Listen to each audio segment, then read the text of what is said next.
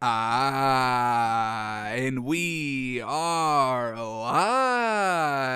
Welcome back to Takes by Fans. We got a great show for you today. As always, we are live every single day at noon Eastern. If you want to watch live, head over to twitch.tv/Takes by Fans.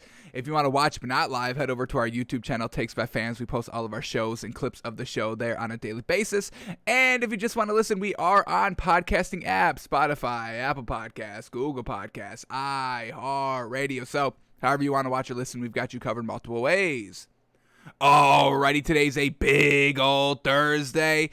We will be continuing on with the NFL team refresher, spinning the wheel of NFL teams, choosing a random one, and just kind of breaking it down. What did they do last season? What do we expect them to do this season? What were the moves that they made? And what is going to be their kind of final record as we progress through their schedule? So we've done the Saints and the Broncos already. Saints not looking like a good season, and the Broncos, yeah, pretty solid. We got them at 10 and 7, 11. What do we got them at? 10 and 6, 10 and 7. We got 17 games this season. That's gonna confuse the heck out of us all season.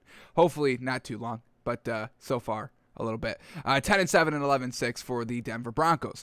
So we'll see what the random team is today and go through that, and then obviously, let's just jump right into it with the stories of the day because, oh my goodness, we got Aaron Rodgers.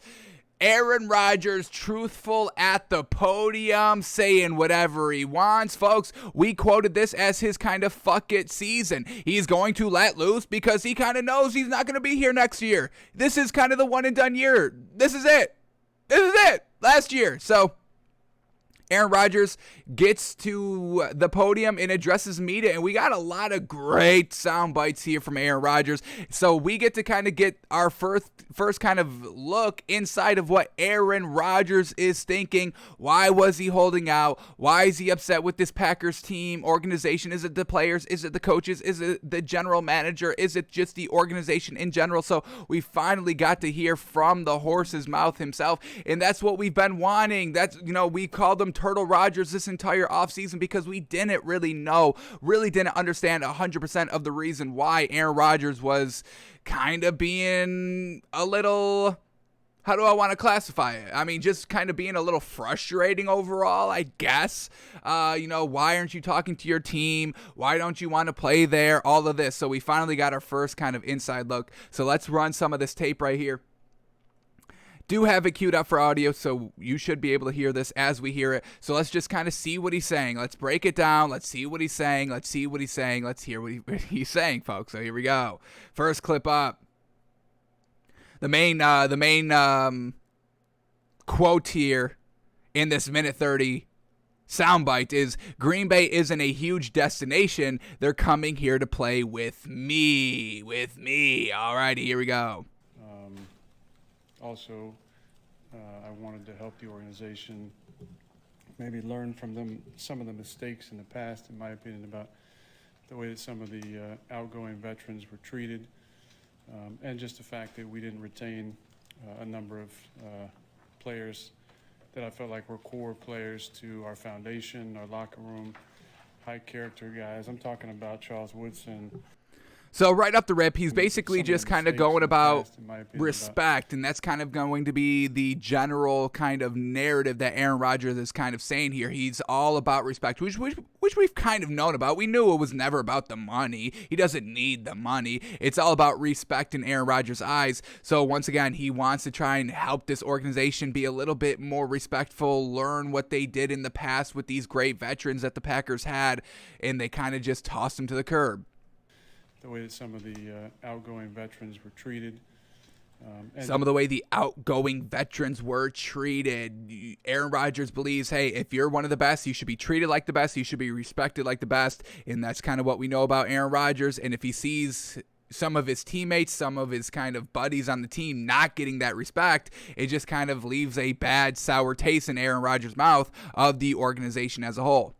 Just the fact that we didn't retain a number of players that I felt like were core players to our foundation, our locker room, high character guys. I'm talking about Charles Woodson, Jordy Nelson, Julius Peppers, Clay Matthews, Randall Cobb, James Jones, John Kuhn, Brett Good, TJ Lang. John Kuhn, okay. I don't know if we can do like John Kuhn with all these other, Julius Peppers and Jordy Nelson. Like, I think John Kuhn was okay, but I don't know if he should be kind of regarded as these other greats. All right, but keep going, Aaron. What do you got? Casey Hayward, Micah Hyde, guys who were, exceptional players for us, but great locker room guys, high character guys. Great locker room guys, high character guys, something that Aaron Rodgers kind of values heavily. Let's keep it up. Weren't offered a contract at all. Not even offered another contract, or extremely lowballed, as he's saying. So once again, he wants these great players that he's been winning with, that they were able to kind of compete with the high level with, getting the money that they deserve, or just getting something at all. Or were, maybe in my opinion, not given the respect on the way out that guys of their status and stature and high character deserved. So once again, that respect factor. Aaron Rodgers wants everybody that deserves respect, that is contributing to high levels of play on the football field, winning consistently. He wants them all treated like with a lot of respect, and all those players that he just named off not getting the big deal, not getting a deal at all, and not even getting re-signed. And why aren't you re-signing those great players if they're working well with Aaron Rodgers? So once again, we're getting a nice little inside look on what Aaron Rodgers truly has his gripe with this organization. So that's the first little clip soundbite here, and we got another one, so let's let this one play. This was the question that was asked, and then we get Aaron Rodgers' response. So, reporter challenged Aaron Rodgers, saying, "What do you want to be involved? Many of the players you wanted back ended up not having great years once they left. If the Packers didn't decide to move on from Favre, you wouldn't be here." And then this is what Aaron Rodgers had to say. I respect the question, Spoon, and I think there's a lot of hypotheticals based on different things. I understand that I'm here because Ted Thompson took a shot on me, but also can't compare the two situations when you look at the last years of Favre's career here, based, compare them to mine, especially leading up to 2005. It was a different situation. When it comes to personnel stuff, it's not all personnel stuff that I'm talking about. I just want to be involved in conversations that affect my ability to do my job.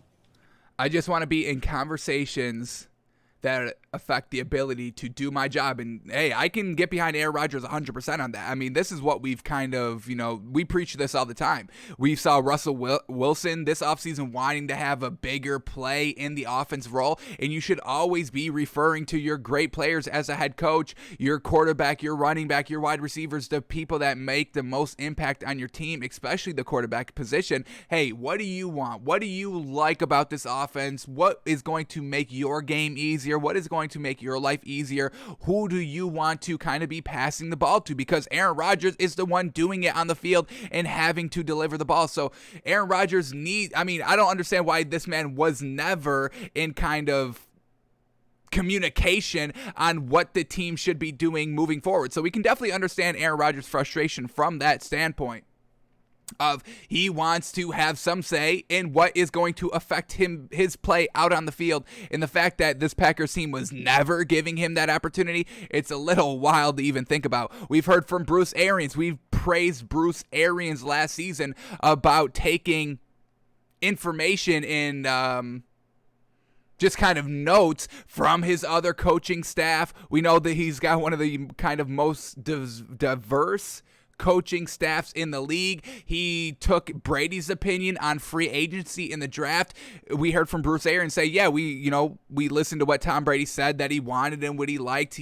Bruce Arians had Tom Brady kind of evaluate receivers in the draft, and then Tom Brady gave Bruce Arians those notes, and Bruce Arians was like, yeah, we're going to heavily consider this. We're not going to 100% blindly follow you, but we will take your input and kind of weigh that decently heavy with our overall selection and what we are going to do moving forward as a team. So, Aaron, you don't need to follow 100% the players and, Aaron Rodgers wants this guy, so we'll go out and get this guy because that's what he likes. No, you see what he likes, you kind of build it around what he's liking, what your strategy is, what you want the offense to look like, and it's a collaborative effort at the end of the day, and that's really what it should be. So, Aaron Rodgers wanting to have kind of that say, I've got no problem with that. Big no problem with that. You should be actively looking for that kind of advice from your great players on your team. Let's get back to the sound here. Here we go. But I think I have a unique perspective being in a locker room and having been the starter here for 13 years and being here for 16 years. There's not many people who've been in a position of influence longer than I have in this building. So it gives me a unique perspective to shed light on how things work together. One of the most important things is chemistry and cohesion in an organization, and I think I can offer an interesting perspective. It's not where I need to have final say on anything. I never asked for that. I just want to be in a conversation. I'm interested. Right. I just want to be in that conversation. I don't want to have final say. I'm not here to have final say, but I've been here for 16 years. So, yeah, I got a pretty gosh dang good perspective here on what the team should be looking like, the culture overall. And he's going to say this in a second. Like, nobody's really been here as long as I have. So why the hell are you not taking my advice here? I know Packers. I'm here. Y'all just got here. Matt LaFleur, you just got here. You just got here. And you're not even going to take some of my advice out here? It's a little disrespectful. So let's continue with the sound. And how they look at certain players. And if they value character, if they value chemistry, if they value what they bring to the locker room. And I think, yeah, some of those guys might not have had great seasons other places, but it's different when a Jordy Nelson has got me throwing in the ball. It's different when Randall Cobb's got me throwing. Yeah, and that's 100% true. It's like this reporter kind of, trying to kind of say, well, Aaron Rodgers, these wide receivers that you're playing with aren't good. He said, or the reporter's question was, many of the players you wanted back ended up not having great years once they left. Well, yeah, I mean, we talk about fit 100% of the time here in the NFL. Everything's all about fit. Where did you get drafted? Did you go to a good system? I mean, can we talk about Josh Rosen? I mean, he was the #1 quarterback drafted. And it was just maybe not the best fit. Maybe he can't play. It seems like he can't play because he's been traded around and he can't fit anywhere. But still, that initial fit is going to make or break you. Russell Wilson going to Seattle and getting to the Super Bowl, year 2? That's all about fit. Patrick Mahomes lining up with... what's his face? Andy Reid. That's fit all day. That's a perfect match made in heaven for both the coach and the quarterback because of the system that Andy Reid likes to have. So yes, maybe some of these wide receivers weren't having great success after they left the Packers, but which quarterback resembles Aaron Rodgers? I mean, Aaron Rodgers is the greatest thrower of the football that there is in the NFL. So, yeah, there's going to be a bit of a drop-off in production on these other wide receivers. So, that's a little bit of a bogus kind of setup of a question to try to, discredit Aaron Rodgers of wanting some of these players back or just wanting some of these players to just continue their career with the Packers and not just let them go. They were getting it done. I mean, we saw yesterday when we looked at the stats that of ex-wide receivers of the Packers that played with Aaron Rodgers, Devontae Adams and Jordy Nelson, and who was the other one that they just signed? I got it up. Randall Cobb. I mean, those 3 players all playing on the same team together, we're still getting it done. Great production. One had 1,000 yards, maybe even 2 had 1,000 yards in each season, and then the third option having 600 to 800 yards production receiving. It's real solid work out there. But it's Aaron Rodgers giving you the ball. It's a pass-heavy Green Bay system giving them the ball. So when you leave that kind of pass-heavy system, when you leave one of the greatest quarterbacks of all time to go and play with an average quarterback, yes, your production will drop off very, very slightly. But let's get back to Aaron Rodgers and what he says. It's maybe a different motivation when some of these guys go elsewhere. It is different to move to a new team. And yes, some of those decisions would have been different. But maybe bringing back a JP for, $3 million in a 1-year deal when he really desperately wanted to retire as a Packer. When he desperately wanted to retire as a Packer, they kind of said, yeah, no, we're not going to give you that. So once again, Aaron Rodgers a little frustrated there to be like, why?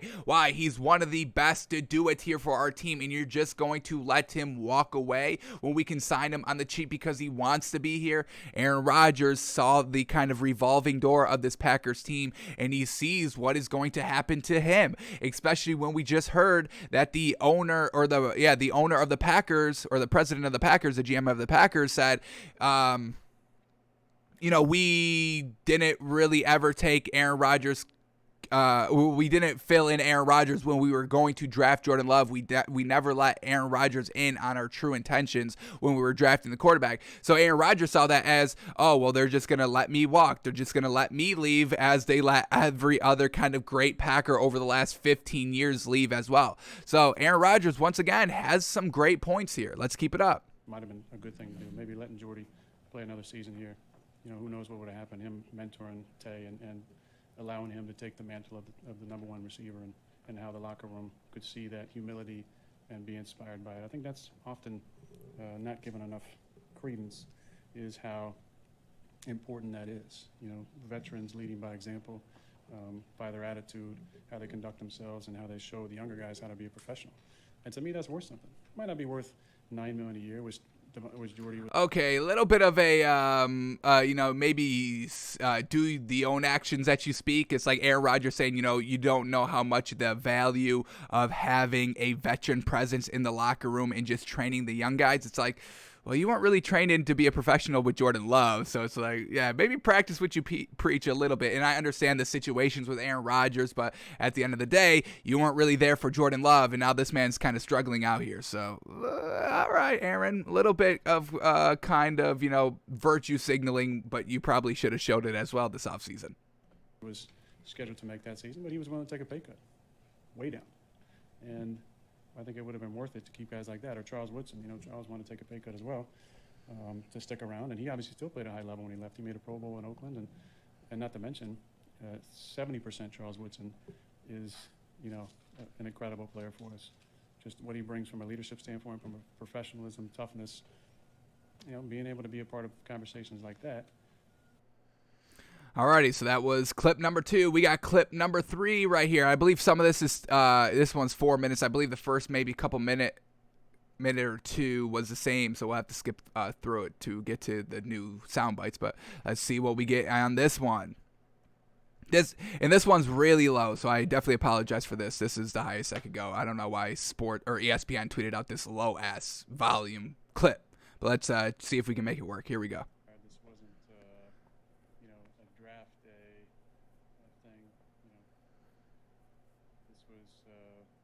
Started with a conversation in February at the season ended, and I just expressed, my desire to be more involved in conversations that directly affected my job. Also, I wanted to help the organization maybe learn from some of the mistakes in the past, in my opinion, about the way that some of the outgoing veterans were treated. So once again, like we heard, he just wants to have a say in what's going to affect his job and wants to try to correct some of the past Packers mistakes of just kind of how they handled some of the great talent that was here in Green Bay and let them all just walk with kind of no respect. And just John Kuhn, great locker room character, deserved. And then it kind of progressed from there into a commitment for the 2021 season and beyond. That really wasn't given at any time. So for me, I had to assess the situation, not necessarily wanting to be a lamed up quarterback, especially after an MVP season, which I think you can understand. And then the other part. Once again, kind of going, why he's playing the season because of his legacy. He doesn't want to be a lame duck quarterback after an MVP season. Maybe trying to go back-to-back to beef up that legacy resume. Aaron Rodgers knows the game, folks. Here we go. Let's keep it up. February was wanting to be a part of conversations involving free agents, which has never happened in my career. And that's probably the most alarming thing I've heard. He's never had a say in personnel free agent decisions ever in his entire career. What? Never? What the hell is going on there at Green Bay? Maybe we can truly understand Aaron Rodgers' frustration 1,000%. Why are y'all not giving this man a say in the personnel? I didn't think it was this bad, but it seems it could be this bad. Maybe Aaron Rodgers is 100% correct, folks. Maybe we were a little wrong of calling this man Turtle Rodgers a little bit. Maybe a little bit. But let's keep on going here. I've trained with a number of NFL guys most of my career in the off seasons. My agency, Athletes First, has had a number of high draft picks over the years. I've tried to pass along information. Hasn't really been used. He's trying to pass along information that has not been used. Yeah, that would be frustrating, man, truly. When you're, at the helm, you're the quarterback, you're kind of the main man there on the team, and you want to have a little bit of say of like, hey, this is what I think we should do at wide receiver. Let's go get this guy. So, a little frustrating. As a recruiter, and I think we can all understand, Green Bay isn't, a huge vacation destination. People are coming here to play with me. Play with our team and knowing that they can win a championship here. And the fact that I haven't been used in those discussions was one I wanted to change moving forward. And I felt like based on my years, the way I can still play, that should be a natural part of the conversation.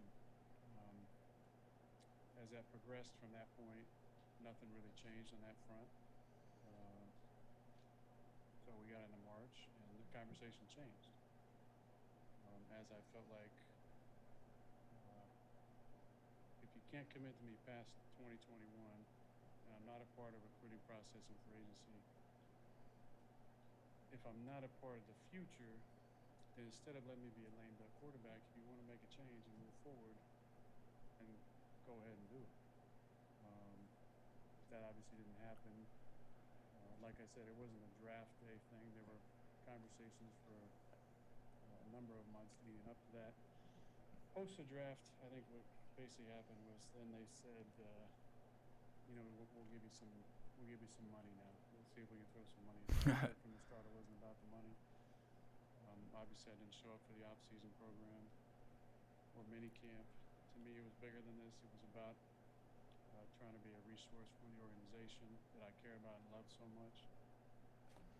So once again, Aaron Rodgers, it's never about the money, and dissecting all those kind of sound bites that we heard, it's basically just about respect and a little bit of kind of recruiting, kind of a little bit of notes. Hey, this is what I think we should be doing. So Aaron Rodgers, the fact that, they were never listening to him, we can definitely kind of feel and understand his frustration with the team. And now finally we're getting it all out in the open. This is what we've wanted. We wanted to hear Aaron Rodgers just kind of tell us what it actually was right from his own source, right from his own mouth, right from his own words, and that's exactly what we got yesterday. So finally we can understand the true kind of situation here brewing in Green Bay over the last 15 years since he's been there. Now, obviously, there are two sides to every story, but I don't, the Packers haven't been coming out and refuting anything that he has said. Obviously, they're kind of tiptoeing around him. They don't really kind of want to make any waves, so maybe they're just letting him say whatever he wants out there. But Aaron Rodgers finally being truthful out here, I think it's absolutely fantastic. We get a clear understanding of what is truly going on with the Aaron Rodgers situation here in Green Bay, and we can kind of, understand him. And now we're kind of, getting on his side a little bit more, not 100%. We're not 100% agreeing with everything, but he makes some real solid points, real valid points, and everything that we've kind of been valuing here with quarterbacks having a big say, not just really quarterbacks, but the entire team. If you're a good enough player, if you're kind of a face of the franchise guy, getting respected like the face of the franchise guy, having your input heard and all that. So Aaron Rodgers trying to kind of, just let it all in the open. Like we said, it's his fuck it year. He is just going to say whatever he wants. He is going to air the dirty laundry here of the Packers because, hey, I can go next season. I can try to walk next season. So let's see what else we get here. I think that's it for the sound bites, but let's see if we get anything else here in the other quotes that I have found of the man. So let's see if we can see something else that we did not hear already. Just have to switch this over. All right, we're good now. Okay, here we go. Aaron Rodgers on if he'll be a Packer next season. He says, quote, "I don't know. There's going to be a lot of tough decisions at the end of the year. I'm just going to focus on enjoying this year." Once again, his last ride, the last dance pictures that we've seen, his fuck it year. We really don't see him coming to this Packers team next season. All right, what else do we get here? We get another quote here. "It's the people that win the championships and everyone in the organization benefits. I just wanted to be part of people decisions. I wouldn't be here if I wasn't 100% all in as well." So Aaron Rodgers being 100% all in, which is still dangerous because we know this man can throw the ball very, very well, a la the MVP season last season. We heard this one, but let's just kind of, read it here just to get the wording right. So here we go. This wasn't a draft day thing. It started with a conversation in February. I just expressed my desire to be more involved in conversations directly affecting my job. Also, I wanted to help the organization maybe learn from some of the mistakes in the past, in my opinion, about the way some of the outgoing veterans were treated. So respect, like we know. He says, do you want to be here? He says, I do. I love my teammates. I love the city. I love my coaches. All right. He doesn't say he loves the organization, though. And then Davante Adams also got a quick quote here from him. So he says he won't sign a deal that doesn't make him the highest paid wide receiver in the NFL. Says, quote, I've earned the right to be paid the highest in the league. And says both sides had sadly not made any progress. Quote, if you play well, you're supposed to get compensated. And, that is kind of how it goes. You get the big yards, the big stats, you get the big payday. I mean, that does go hand in hand. It's just you have to find the team that is willing to pay you that big payday. So Davante Adams still wants to be the highest paid wide receiver in the NFL, holding him back of signing a long-term deal, and Aaron Rodgers just wants a little bit of respect, a little bit of a say in the personnel department, and then maybe he will sign a long-term deal. So we'll keep an eye on Aaron Rodgers, obviously, for the rest of the offseason. Does a deal get done? And let's talk about Aaron Rodgers' contract situation as well, because we do kind of get a little bit of a I don't know how to call it, just kind of a little miscommunication, I would say, because so we heard Aaron Rodgers restructured his deal, or was going to restructure his deal from Adam Schefter. We heard that's why Aaron Rodgers finally showed up to training camp, because the Packers are like, all right, you come in and we'll restructure the deal. And we haven't really heard that the deal was actually restructured yet. We don't know what was going on. And now we're getting this. So once again, we're getting kind of conflicting information here. So Aaron Rodgers says that it is not his understanding that he can choose where he wants to play in 2022. Now, that was kind of the big thing that Adam Schefter was kind of saying with the renegotiation of the contract, that Aaron Rodgers was going to be able to kind of control his own future and kind of be able to walk after this year if he wants. And we're kind of hearing that's not truly the case from what Aaron Rodgers is understanding. So we're really going to have to kind of pay true focus on what this kind of restructured, renegotiated contract is going to look like. But it doesn't seem like anything's been signed yet, and it doesn't seem like Aaron Rodgers truly has kind of a free roam come next year. And then Aaron Rodgers, we get a quote here about if he's open to finishing his career in Green Bay. He says, quote, I'm definitely not closing the door on anything. I'm always optimistic in the ability to change. I never want anyone to give up on me. And he later added that, quote, I wouldn't be here if I wasn't 100% all in. So maybe he does want to retire a Packer. Maybe he can kind of convince this Green Bay organization to finally give him the respect and the say that he truly deserves. It's not about the money. He just wants a little bit of a say, and that's exactly what the Packers just did. They went and got Randall Cobb the other day, and now we have the official compensation kind of figured out here for this Randall Cobb trade. So he was a Houston Texan, so the Texans trade Randall Cobb to the Green Bay Packers, and the Packers only give up a 6th-round pick in the 2022 draft. So really kind of that's solid. Getting a nice veteran here, somebody that's comfortable with Aaron Rodgers, somebody that's going to make Aaron Rodgers happy, and you only have to give up a 6th-round pick. Yeah, that's a no-brainer. You do that. And then we get the Packers general manager here saying that, yeah, they only traded for Randall Cobb because it would make Aaron Rodgers happy. So once again, we're still getting this kind of, walking on eggshells, tiptoeing around, trying to make Aaron Rodgers happy. And the fact that we've heard all this kind of talk from Aaron Rodgers, which is truly uncharacteristic of him. We've never heard Aaron Rodgers talk this much about the Packers organization in one sitting. So once again, Aaron Rodgers' fuck it year. The Packers trying to do everything that they can to make Aaron Rodgers happy, getting him everything he wants. And now that Aaron Rodgers has truly vocalized everything wrong with this Packers team to the media, it is out there. So now everybody, all the fans just just regular people, the media, are going to start openly criticizing or just judging this Packers team now that we know 100% what is truly going on here behind the scenes here between the front office and between Aaron Rodgers, because Aaron Rodgers went out and said it. So finally we get all this great information here that we can kind of keep track of, keep that narrative going, that it's all about respect and say about the personnel for Aaron Rodgers. So now that we know, Aaron Turtle Rodgers may be kind of coming out of his shell a little bit, and that's exactly what we wanted to see. That's exactly what we wanted to hear, and we finally got that yesterday. So that's all the Aaron Rodgers news, folks. Real big, great information coming out of that press conference, and Aaron Rodgers finally finding his voice. Finally finding that voice. The plot of every Disney movie. The young gun, the young generation finding their voice. So watch out for Aaron Rodgers in this year's Disney movie coming to Disney Plus this year, folks. The Little Turtle That Could. Aaron Rodgers finding his voice, speaking up for himself, taking control of his life here, his future in Green Bay. Coming to Disney Plus, folks. It's going to be great. Going to be great. The Little Turtle That Could. Aaron Rodgers story. You'll love to see it. You'll love to see it. Alrighty, let's move off the Aaron Rodgers topic for now. We will be back, I'm sure.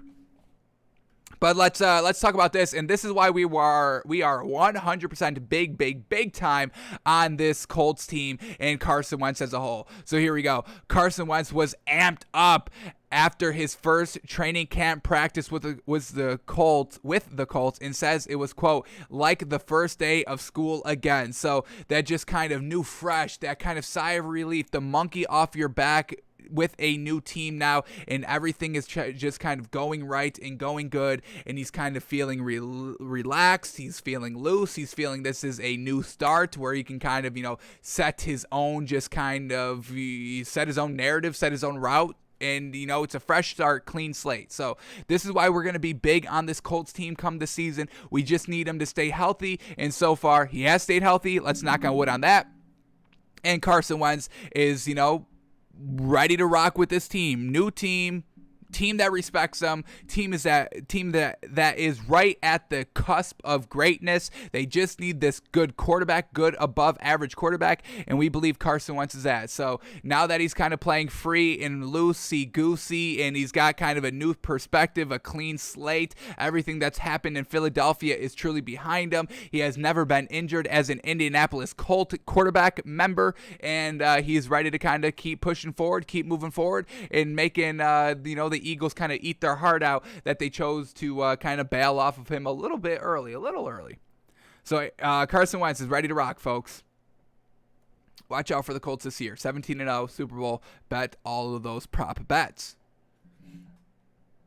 Alrighty, let's talk about the Bears now, because now we're hearing from Khalil Mack. And, Khalil Mack was a big name, folks. When he entered the league from UB, small school, and he freaking put the league on notice, being an absolute monster on the defensive line. You absolutely loved it. But his career has kind of fallen off a little bit ever since he's been traded to Chicago, because the offense has just been non-existent, and you always really kind of talk about the offense first. The offense kind of draws you into the team. And then if the offense is good, we can kind of complement the defense as well. And that's really where Khalil Mack was getting all his fame from. But now that he's on this Bears team, and with Mitch Trubisky just being absolutely trash, the defense was getting no recognition because the offense was absolutely lackluster. So now we get to hear from Khalil Mack now, which is always great. Hopefully he can return to his prime Superman self, and we're always talking about Khalil Mack week in and week out like we were 4 years ago. So here we go. Khalil Mack says time is of the essence for Bears after unsatisfying 2020 season, and that is absolutely correct, folks. We know it. It's Matt Nagy. He is on the hot seat. He needs to start winning now, needs to get the quarterback right, and the defense was like, yes, we've been making y'all look good. Matt Nagy, we've been making you look good. Mitch Trubisky, we kind of have been making you look good as well, kind of, making up for all your 3-and-outs and your garbage interceptions and turnovers and, trying to get you good field position so you can look good by finally scoring a touchdown. It's all the defense here in Chicago. So let's see what Khalil Mack is saying. And let's see if we get any kind of, frustrating undertones because, the defense was not the problem for this Bears team over the last kind of 2 seasons. And Khalil Mack is kind of, a huge reason why. So let's see what he's saying. Khalil Mack burst open the Chi-Town scene. He electrified the fan base and reignited the Chicago Bears' aspirations as contenders. That was 3 seasons ago now, though, and the Bears' fearsome pass rusher knows time is never on an NFL player's side, and Chicago has none to waste heading into the 2021 campaign. Quote, "You don't get too many years in the NFL, too many chances to win ball games, and too many chances to get to the playoffs and go all the way. Charles Woodson told me a long time ago, he was like, you cannot waste time. This stuff is very valuable." I understand that now going into year 8. Geez, I cannot believe Khalil Mack is going into year 8. That is absolutely insane. Just truly feels like he was drafted like 2 years ago, folks. So, quote, "I understand that now going into year 8, and I've only been in the playoffs 3 times so far, and losing in the first round every one of them. Stuff is very valuable. Time is of the essence. He knows the offense needs to get their shit together. Truly, the offense has truly been holding back this Bears team. The defense has been real solid, and just Mitch Trubisky and Nick Foles and just Matt Nagy in general not getting the quarterback right. This is why we want to see Justin Fields be there week 1 to get the quarterback right, not kind of switching quarterbacks mid-season, ruining your rhythm. That's what Matt Nagy did. He changed quarterbacks 3 times last season. Mitch Trubisky, like the first 3 weeks, Nick Foles a couple weeks after week 4, and then back to Mitch Trubisky to close out the season because Nick Foles was not putting up any type of points on the board. So it's just, you can't be, going with Andy Dalton the first 4 weeks, and if he doesn't work, then you go to Justin Fields. But now you're already kind of 1-3, maybe, having really to rely on Justin Fields to get it done. That's why we need to see Justin Fields there out week 1. Let him grow. Let him make the early mistakes. It's all right if you're losing a couple of games early on in the season, but you need to hit your stride midway in the season, keeping it going in the back end of the season when you make your playoff push for the postseason. You can't just start the season like 2-4, 2-5, 3-4, 3-5, or 3-4 would be kind of solid, but you can't go 3-4 with Andy Dalton and then just kind of expect Justin Fields to not make some mistakes kind of game. What is 3-4? That puts us at what, week 8? So, week 8, 9, 10, when everybody's kind of in their rhythm, you can't go to Justin Fields and be like, hey, now you're out here, and he's trying to get his legs out under him while everybody else has fresh legs, momentum legs under them. So now Justin Fields goes like 1-2. So now you went 3-4 with Andy Dalton and 1-2 to start Justin Fields, and now you're 4-7. Did I say 3-4? 4-6. Now you're 4-6. Now finally getting Justin Fields' legs under him, and we don't know where you're going to be at. Where you're going to be at 4-6 when you really kind of can't lose another game. You really have to go 11-6 or 10-7 to maybe try to at least compete for that last wild card spot. So we really, really, really need to see Justin Fields out there week 1, and hopefully Matt Nagy makes the right decision. All right, we get a couple more quotes here by Khalil Mack, so let's see what we get. Though the Bears made it to the postseason last year, they backed into it on the heels of a 35-16 loss to the Packers in Week 17. Over the final 6 games of the season, Chicago allowed 27 or more points to 4 opponents, flexing its defensive might against only the Texans and the Jaguars. And that's kind of another thing that we've been saying last season was, the offense was just so lackluster that the defense was kind of giving up in the games. They're like, whatever we do, it doesn't matter because the offense is not going to score. We give them great field position, they're not going to get a touchdown. They'll have to maybe settle for a field goal or even no points at all. Or we give you great field position, we give you a great turnover, and you're not capitalizing. We force the 3-and-out, and you're not capitalizing. So the defense just gets frustrated towards the back end of the season, and that's why they were allowing 27 points basically per game plus in the back end of the season. But we get a quote here by Khalil Mack. Let's see what he says. Quote, "We've got to bring it all together and be what we know we can be, and that's a great defense." Mack had 9 sacks last season and made it to a 6th Pro Bowl. Congratulations. As the storylines and focus have spotlighted improving the Bears' struggling offense, Mack is steadfast with his team outlook in picking up his in the defense's play if the offense is struggling, and it could be. We'll see if Justin Fields is the real deal. But quote here by Mack: the thing about a team sport is everybody's got to carry each other. It's about everybody being of one accord and everybody doing what it takes to win ball games, whether it's them scoring 17 points or 14 or 12 or us shutting another team out. Whatever it takes to win the ball game is definitely what we've got to step up and be able to do on defense. Alrighty, last quote here, but let's read the lead up to it. Here we go. The Bears are entering a hugely pivotal season for the franchise. They drafted rookie quarterback Justin Fields, but veteran Andy Dalton is slotted as a starter after signing a 1-year deal. After back-to-back 8-8 seasons, head coach Matt Nagy and general manager Ryan Pace are each believed by many to be sitting on the hot seat. We definitely agree with that. There is a roster brimming with players entering the final year of their current deals, perhaps most notably receiver Allen Robinson, and 30-year-old Mack knows what happened the last season wasn't near good enough, and any talk isn't going to change that because work needs to be done in time's a wasting. Quote, of course, we're not satisfied with last year's result. So there's work to be done. Enough talking. I don't do that. I don't like to talk about it. So watch out for Khalil Mack to really just kind of, return to kind of prime spotlight form, carry this defense to make it easier on their rookie quarterback, Justin Fields, who will be the week 1 starter. We know this, folks. So the Bears, everybody, we're hearing the right things from this Bears team, folks, from the offense to the defense. They're all saying the right things. They just need to go out and truly kind of, with their back against the wall, with time ticking, with time running out, they have to go and, put up or shut up. And, that's what we're going to get. Do the talking on the field. The results on the field will, back up what you were saying in the preseason, in training camp, or it will disprove basically everything you said was a lie and just kind of boilerplate stuff that y'all never really bought into. So we'll keep an eye on this Bears team this season and see how Mack's progressing and see how Justin Fields coming along, but they know they need to start winning games now this year.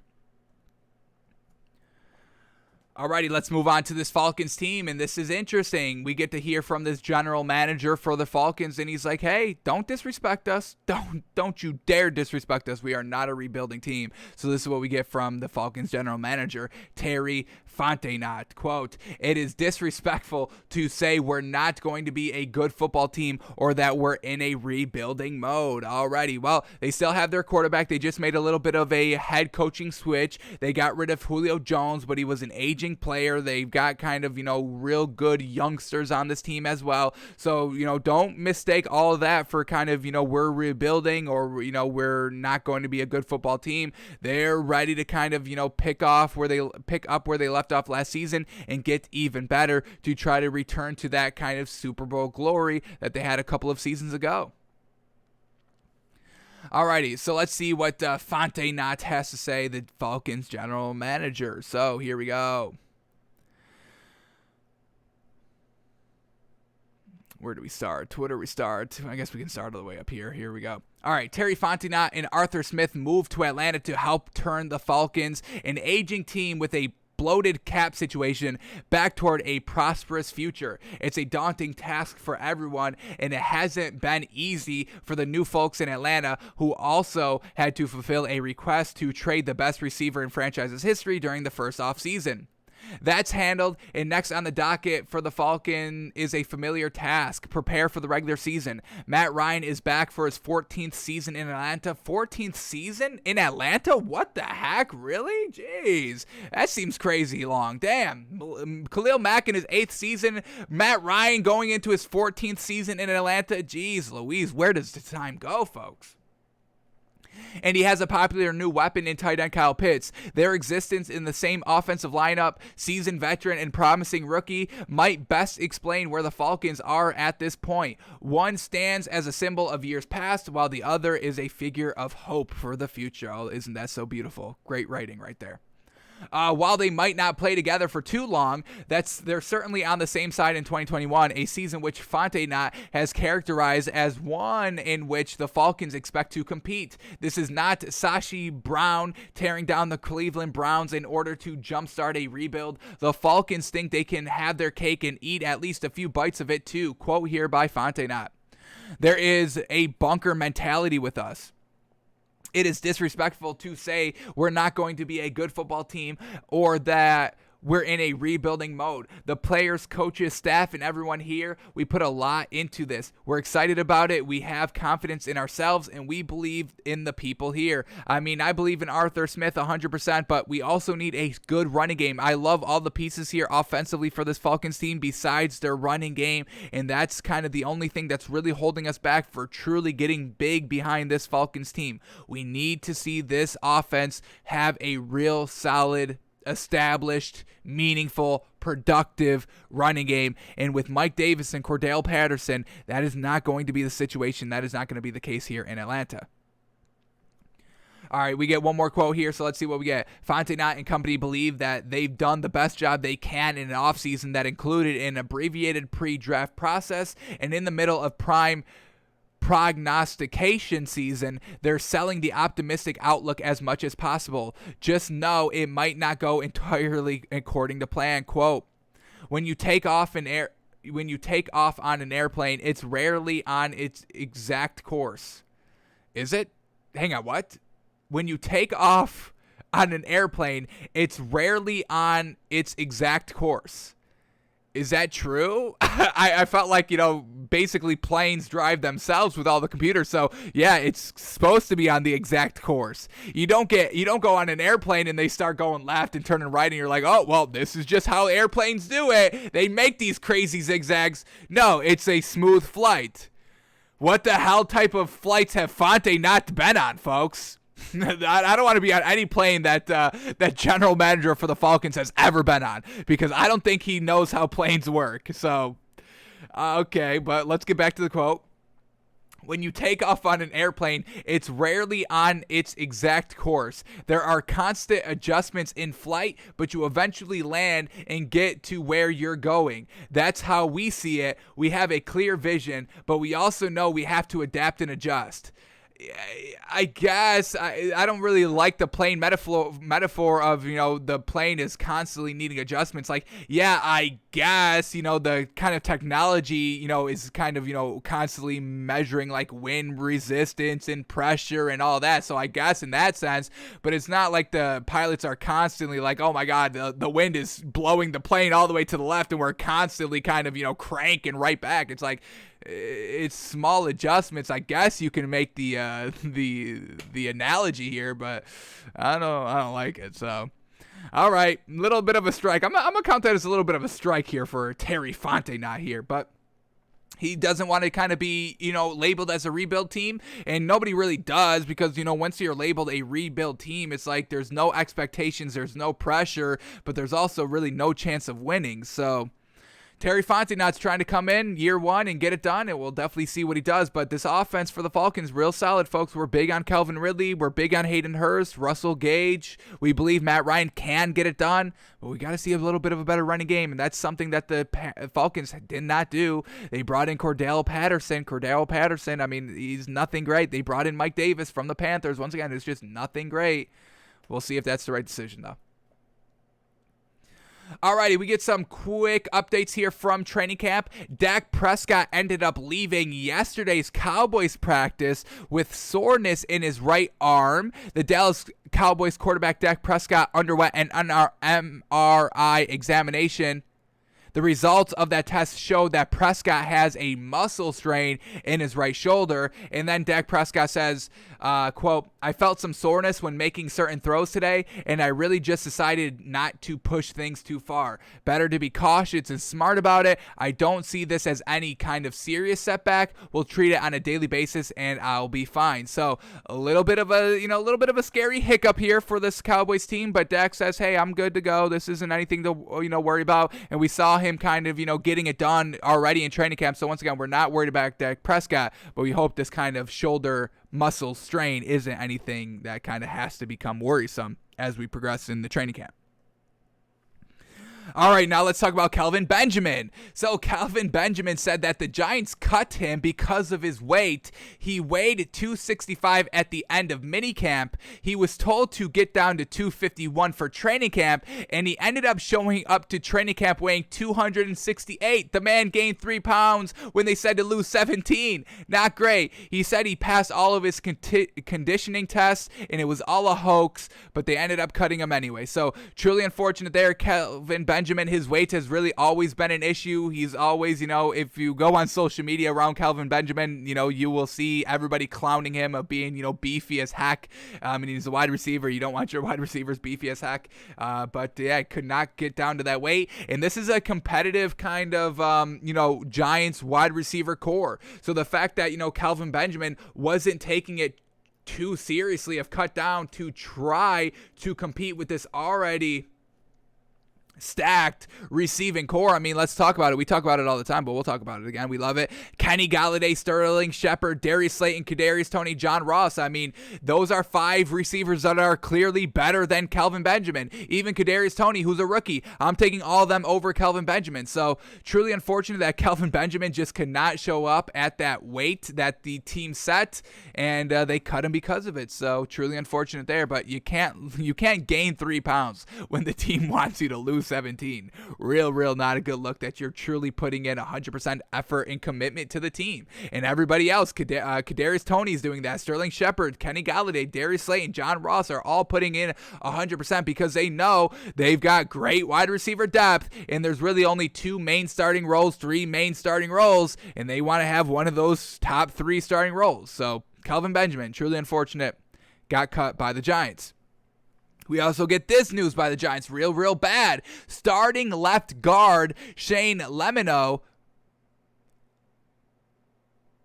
was taken off on the cart just now. This was today at 11:22 a.m. So in today's training camp, they potentially lose their starting left guard for the season. You don't see too many people getting carted off, and it's like a no big deal injury. So this is not great for this Giants team, who needs to have great protection for Daniel Jones to have success, who needs great run blocking for Saquon Barkley to have success, who's coming off of an injury. So we're big on this Giants team, but everything that we've been seeing this offseason has just been making us lose faith in this Giants team over and over and over again. We're hoping for some good news here for the Giants, but we have just not gotten it at all this offseason. So more bad news for this Giants team. They lose their starting left guard. Hopefully nothing serious. We'll know more later, but getting carted off is never a good look.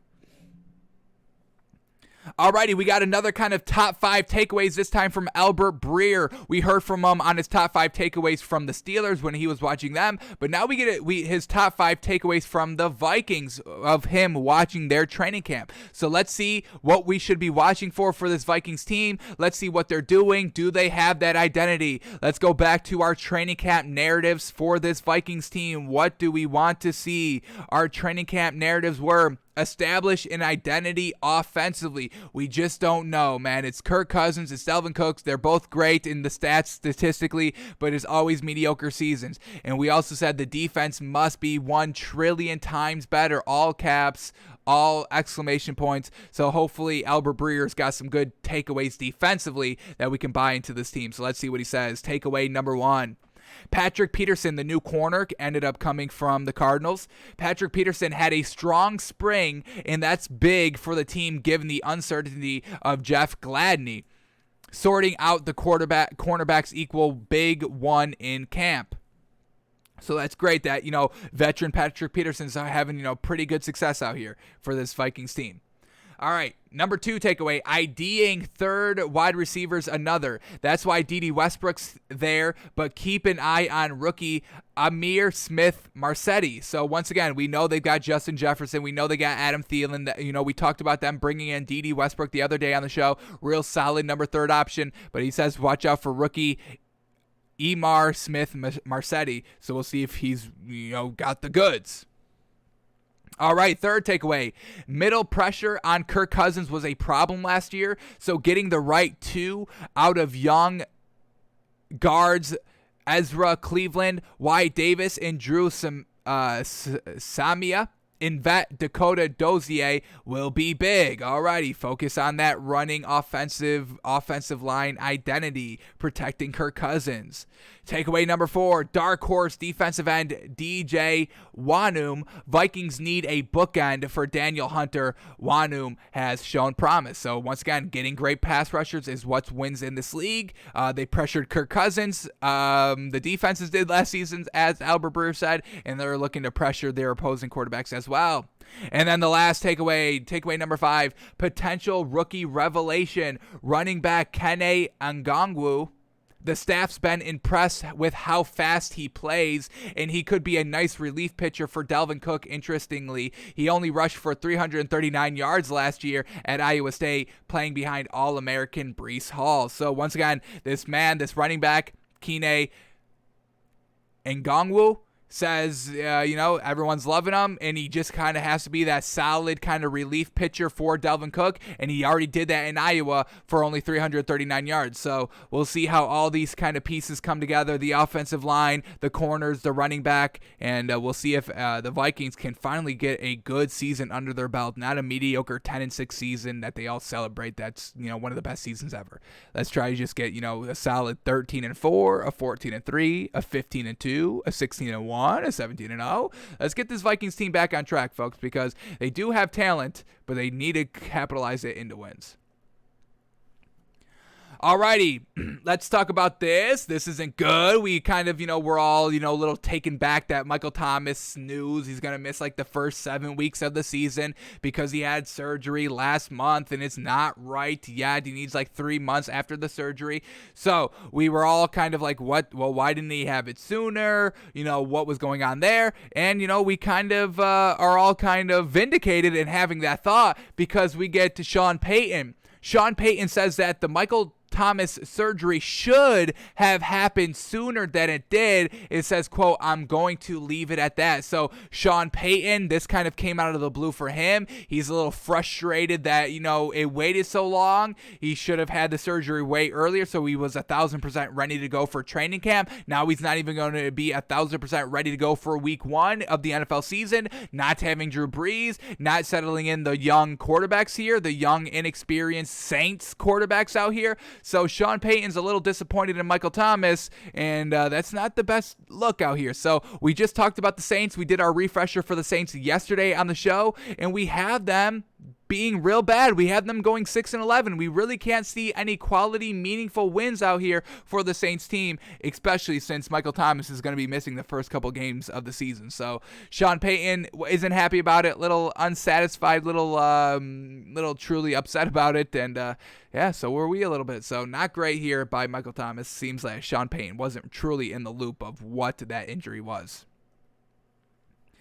Alrighty, more first looks out of here from training camp. We get Patrick Mahomes doing his thing. No-look passes, sidearm passes, throwing it into absolute kind of tight spaces, but man, oh man, it's absolutely on the money, 100%. The accuracy is absolutely perfection. Tyreek Hill, he throws this pass to him, throws him open, but just the Patrick Mahomes back to, no-look passes. Sidearm, no-look passes right to Tyreek Hill over the middle of the field, and he would have taken that one all the way to the house if that was live action. So, just once again, this Chiefs team, they're still going to be great, folks. You don't have to worry about them. They will be absolutely fine, 100%. Man, oh man, what a pass. Jeez Louise. Alrighty, more look out here, folks, and this is what we've been waiting for. Our first look of Najee Harris in training camp, folks. Absolutely perfection out here. Look at him go. Takes the ball, and he goes up the middle for about 10 yards, and then he just will not go down, folks. We know he's a little beefy. He's not Derrick Henry beefy, but he's kind of solid right below Derrick Henry beefiness, and he's out here carrying defenders for about 5, 6, maybe even 10 yards out here. It gets the crowd going. It gets the team going. And Najee Harris is going to be an absolute dominant force out here. Rookie here for the Steelers team. Let's watch this one more final time. Here he goes. Up the middle. That's 5. That's 10 yards. First contact is 10 yards. And then he kind of is dragging defenders for another 5 yards. Absolutely fantastic out there. First look from Najee Harris. And there is just more to come, folks. But we get to this one. Let's flick over to the Cowboys training camp. Now, this is not Dak Prescott throwing the ball, but this is mother-loving CeeDee Lamb going out and being that all-star studded A1 tier 1 wide receiver that we're really kind of ready to designate him with, even though he's only going into a second year. Watch this catch, absolutely fantastic. It's a high floater in the back corner of the end zone, and this man gets up, one-handed catch. This is OBJ. I reach back like 1-3, folks. I mean, this is I reach back like 8-8, CeeDee Lamb is that dude, is that man. This man is going to have an absolutely phenomenal year 2, and he's still going to be kind of the number 2 wide receiver. So now the number 2 corner has to cover an A1 tier 1 tier 2 wide receiver. How crazy. So expect big things from this Cowboys offense. This is why we're big on this Cowboys team in the division of the NFC East. This is why we had them over the Giants, because we get plays out here from CeeDee Lamb going airborne, one-handed catch. I don't think he got that second foot down in bounds, but I don't even care. I don't care. This is amazing. Going up and getting the ball, one-handed catch, absolutely fantastic. Alrighty, let's talk about this, because I did not go into this article, wanted to save it for the show here, but I'm real interested in what this is actually all about, because this could absolutely be nonsense. I haven't heard anything about this, so let's see what we get here. Eagles quarterback Jalen Hurts says he's above trade chatter, focused on earning the starting job. When was there trade chatter about Jalen Hurts? When was there really any chatter about him not being the starting quarterback? What, do they have Joe Flacco behind him? Please spare me. Spare me on that. Please, 100%. Joe Flacco will not be competing for the starting job. So what is up with this trade chatter? Where is this trade chatter coming from? Because I'm not chatting the trade here. I haven't heard one thing about trade chatter this entire offseason. So let's quickly go through this article, and let's see if we can kind of pinpoint the trade chatter. Let's see what we get.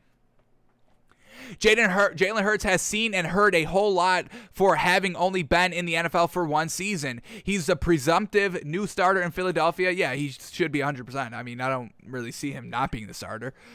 He's a presumptive starter in Philadelphia following a whirlwind of a rookie year that included a season-long meltdown for the man he was backing up, Carson Wentz, and a late-year insertion into the starting lineup. The later call was made by a coach who is no longer in town, just as Wentz is no longer an Eagle. One might see this as Hurts having successfully cleared rough waters for smooth sailing. Not so fast, my friend. Oh, well, please enlighten us. Who wrote this article? Nick Shook. Alrighty, Nick Shook. We've read some stuff from you before. But let's see why he says it's not so fast, my friend.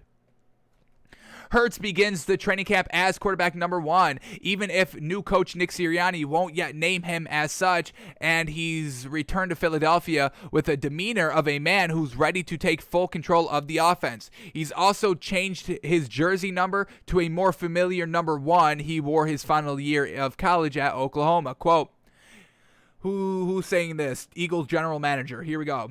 Howie Roseman says, quote, he's done everything possible off the field and during the spring practices to take the reins, and we want to see him do that. This is a big year for any player that goes from year 1 to year 2, so we're excited to see his growth in working with the ones.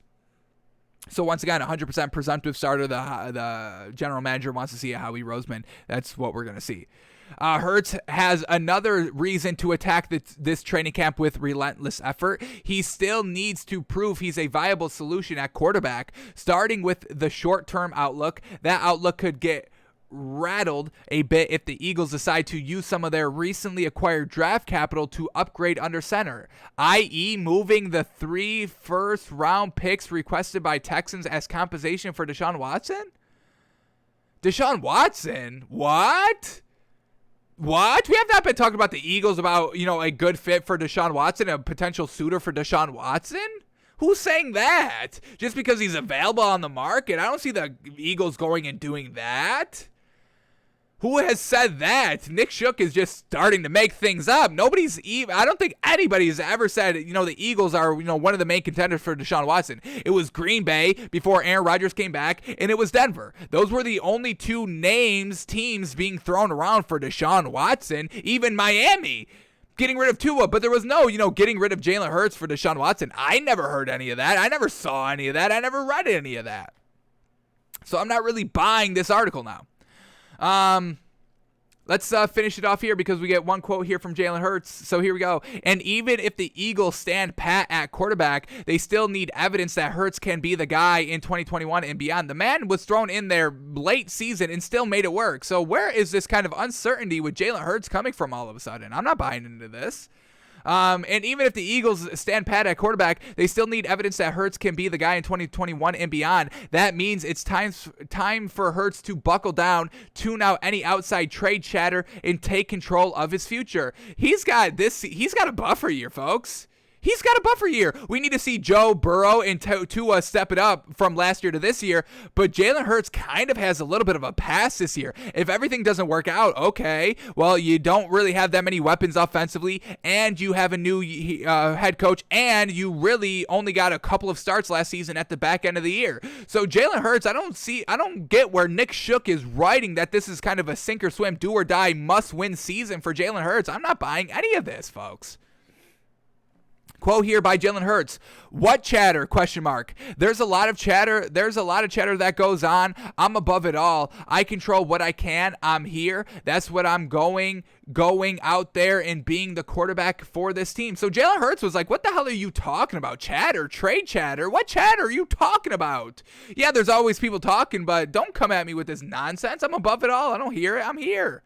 So I'm not buying any of this chatter. It's Jalen Hurts. He's going to get it done, and I don't need to read any more of this article because I'm not buying into anything that was written here, anything that was said here. I'm not buying into any of it. So Jalen Hurts, we can believe him. He's the guy here. He's the man. There is no trade chatter. They're not going to go and get Deshaun Watson. It's Jalen Hurts. It's not Joe Flacco. Jalen Hurts will be the starting quarterback, and I believe he will be solid this year. We'll see how solid. Is he kind of, year two solid, or is he still kind of, still year one, a full year one solid?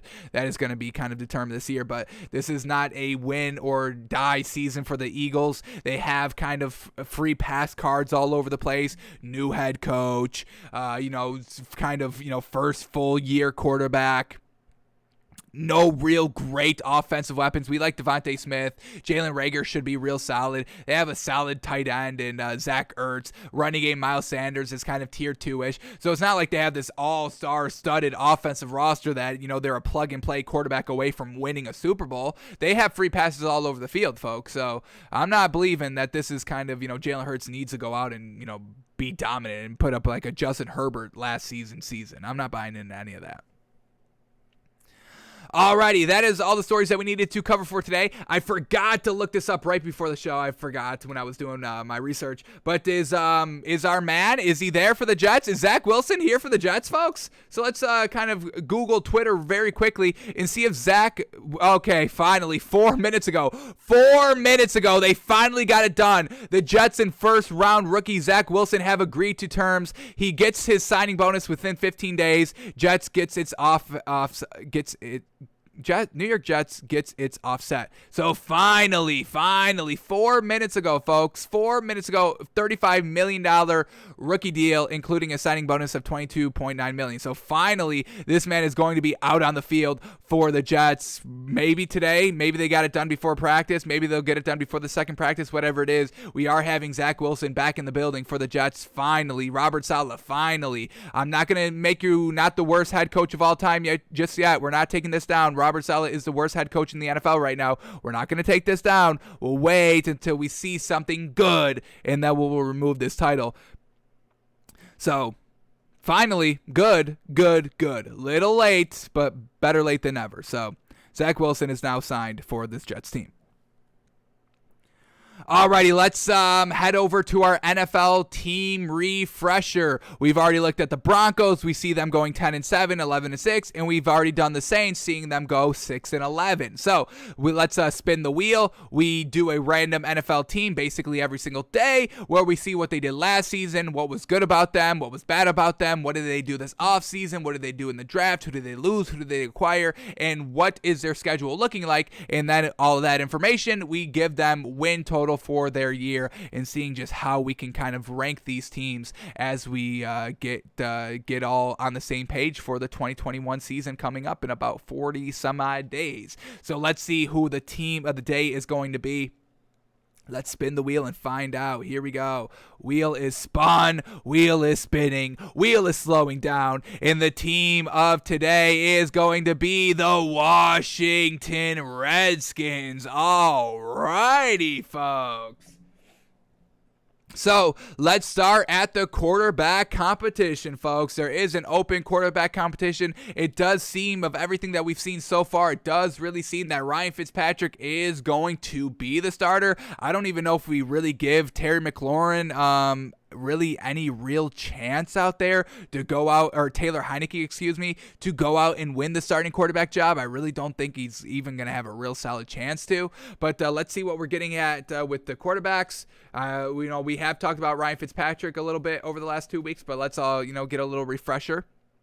The one thing that we just have, real no great confidence in of Ryan Fitzpatrick is that he never really just takes the lead. He hasn't really had that many seasons where he was a full starting quarterback in this league. He started every single game in 2011, went 6-10. He started every single game in 2012 as a starting quarterback, went 6-10. He started every single game as the Jets in 2015 and went 10-6. And we kind of we took a look at this season of this roster, and this was a solid offensive roster, folks. They had Chris Ivory as a running back, 1,000-yard running season, fantastic. They had Eric Decker and Brandon Marshall, who both caught for 1,000-yard seasons, fantastic.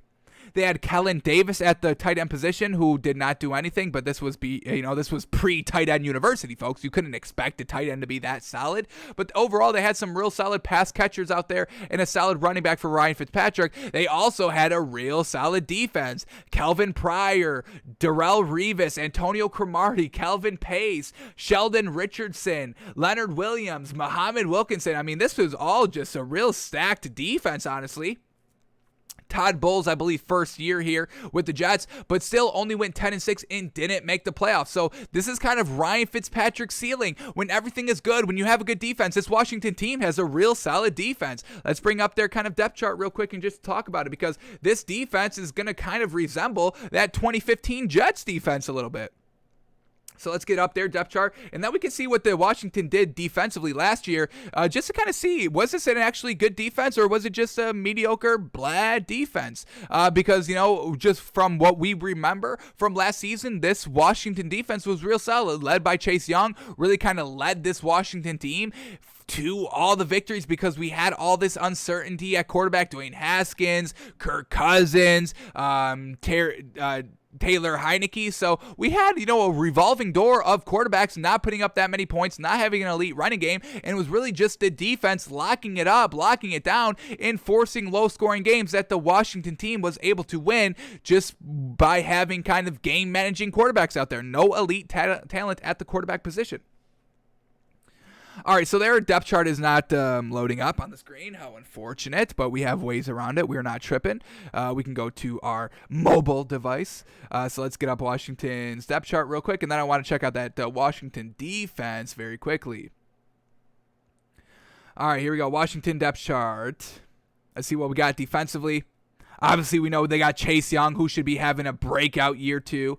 They got Jonathan Allen on the line as well. John Bostic, a nice linebacker. Kendall Fuller, a corner. They got William Jackson, the third. Landon Collins, the safety. What do we got with William Jackson? Can we look this up, or is this website not working either? Let's see. Let's go to our. Do we even have player profile up? Yeah, right here. Okay. Player profile to see what these corners are doing against elite tier wide receivers. Let's see if we can bring up William Jackson just to kind of see what he's looking like as a cornerback. Can we buy into him? William Jackson. Here we go. Let's see if he comes up. We gonna load here? Doesn't seem like we're gonna load. Very frustrating. Very frustrating. But, all right, so while this is all loading, let's go to Washington's defense last season just to see where they were standing just in overall team defense to truly gauge, is this a good Washington defense that is once again going to have to carry the load? So here we go. Let's see where the Washington defense ranked overall last season. And they were the 4th best ranked offense according to Pro Football Reference, folks. Fantastic. That's absolutely fantastic. All right. Points for, so they gave up 329 points last season, Washington did, and the average was 396, so they shaved off about 70 points. That's absolutely great. Yards allowed, they allowed 4,800 yards total. The average was 5,700, folks. That's almost 1,000 yards less than the average. It's absolutely spectacular. Passing, they only allowed, I mean, this is great, folks. I mean, is this number one? It's a very, very close number 2 right here. So they were the best passing defense last season. They only gave up 3,068 yards. That's second highest. The highest was the Rams, giving up 3,051 yards. And the average was 3,800 yards. So they shaved off 800 passing yards on average. And it was the number 2 passing defense allowed in yards-wise. That's absolutely great, man. Jeez. Oof. All right, we can look up this. We can look up their kind of passing completion percentage on defense. So let's look at kind of what they were averaging, just kind of completion percentage for opposing quarterbacks. So let's count this. Here we go. 330 completions on 529 attempts. That's 62%, which is pretty solid right there. That's not bad. Right kind of on that lower benchmark of what we want to see. In the rushing game, they gave up 1,800 yards. They did kind of get beat by the run decently, but the average was 1,900. So they were extraordinary in the passing game, just kind of average-ish in the run game, just 100 yards below the average. But this Washington defense was absolutely very, very fantastic and truly helped them get a lot of wins last season. Let's see if we can bring up this. Let's see if this is going to load, or we're going to have to do everything on the phone. Very, very unfortunate. I don't know. The Wi-Fi, I don't get it. I mean, we go an hour in the show, and now it just wants to crap the bed all of a sudden. Like, do y'all not know we're live? Do y'all not know we got a show to do? You can't be cutting in and out like this. Come on. So Washington by year, let's see if we can bring this up. I just want to see their point totals on what they were doing. Oh, and it comes up. Absolutely fantastic. So it's just ESPN that's just being absolute trash. Classic. All right. Let's see the point totals from the Washington football team scores last season and who they beat, because we know they did only win 7 games, but we do weigh that heavily on just the offense not getting it done. So let's take a look on who this Washington team beat last season and what the point totals were like. So week 1, they go and beat the Philadelphia Eagles 27-17, only giving up 17 points. Real solid there. Then they face the Cardinals. They lose 15-30. So once again, that offense struggling, only putting up 15 points. And the defense, that Cardinals team real early on in the season was real solid. So the 30-point game, a little unfortunate, but they did kind of pick it up. I mean, we're going to talk about it. They fell into a 4-week stretch right here where the defense was just trying to get everything figured out. And that's, to be, assumed because, that defense, Ron Rivera, first year, head coach there, Chase Young, rookie last year. So the defense was truly finding its footing the first couple of weeks, and then they really got it done in the back end of the season. So they gave up 30 points week 2 against the Cardinals. They gave up 34 points week 3 against the Browns. They gave up 31 points week 4 against the Ravens, and they gave up 30 points week 5 against the Rams. But taking all this with a grain of salt, yes, they lost all those games, but I mean, these are some elite teams. Rams, Ravens, Browns, Cardinals. I mean, that's a tough schedule. So the defense, getting their legs underneath them, trying to figure out while facing the elite of the elite, you still have to give them a little bit of credit for what they were doing. Yes, they were losing all these games, but 10 points they were putting up, 17, 20, 15. I mean, you're not going to win those games. So once again, the offense, and it was early, Dwayne Haskins throwing the ball here, really just unfortunately very, very not good.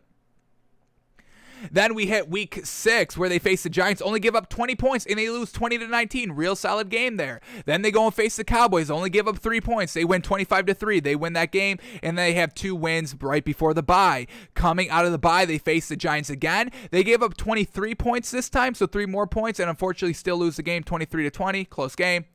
Then they face the Lions. They give up 30 points against the Lions. Now, that is inexcusable. I cannot make an excuse for that. That is just a real bad. That's the worst week of the season, folks. I don't care that you gave up 30 against the Rams, the Ravens, the Browns, the Cardinals. You give up 30 against the Lions, against Matt Patricia's Lions last season? What the hell are you doing? Trash. So they had a little bit of hiccup on week 10.